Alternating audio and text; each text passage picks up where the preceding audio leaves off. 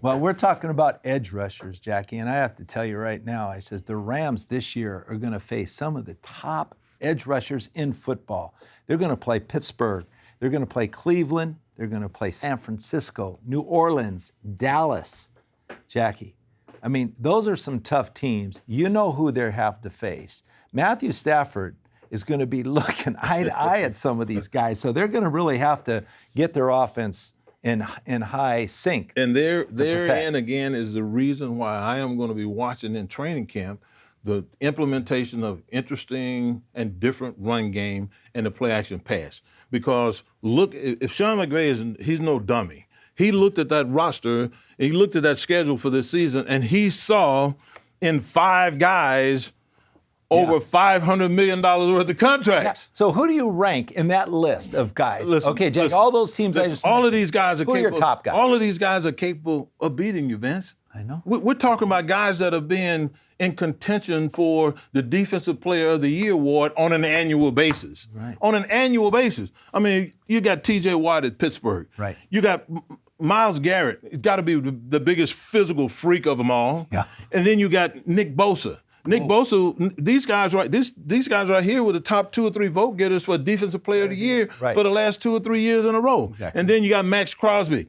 over there at the Raiders they got to deal with. And then Cameron Jordan at the New Orleans Saints. Not even to mention that you got Michael Parsons from the Dallas Cowboys. Yeah. Now, all those guys you mentioned, outside of the quarterback, they're the franchise player. They're the franchise player. Hey, Jackie, these guys are the number one guy on the team. These guys, if you were to go and add it up, Vince, and this is certainly one of the key indicators of a player's production. If you go and look at the money that they're being paid, and then you go and look at the numbers that they put up on an annual basis, you'll see the correlation. They're being paid based on their production. They're not just giving these guys money because they show up with the name of Bosa and all of that. They're producing. These guys are getting paid because they are beating big offensive tackles. They're beating guards when they're put in a situation to pass rush against them, and they're hitting the quarterback. They're getting the most important guy on the field on the ground with consistency, and that's what make all of these guys. If I can't go, Vince, and tell you that I can't go and rank these guys. Yeah, you can't go and rank these guys. These guys are all dynamic. They're all individuals. They all have unique styles.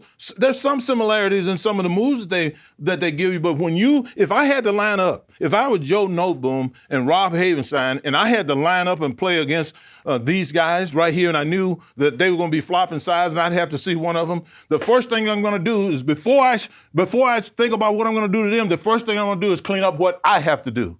The things that I can't do against these guys is what would be the problem. Right. It's not going to be the problem that he's running past you, clubbing you by and coming underneath. The problem is going to be you're setting too deep. You're not setting deep enough. You're committing too much with your inside hand, giving them inside moves. These are the things that have to be cleaned up. You have to look at yourself and make sure you're technically sound to deal with any one of these guys. And that's why I agree with what your statement was, but looking into training camp this year, Jackie, and thinking the Rams have to be versatile in the running game, because when you're going up against pass rushers in this league that have the capability of just destroying an entire offense, you have to be able to run the football. Absolutely. And that's where the play action pass is going to. If you can't run the football, play action pass doesn't work. Vince, and this will be the 3rd time I said this on our show. The last thing we want to see happen this coming season is a quarterback with a pain in the neck that's radiated down his thigh.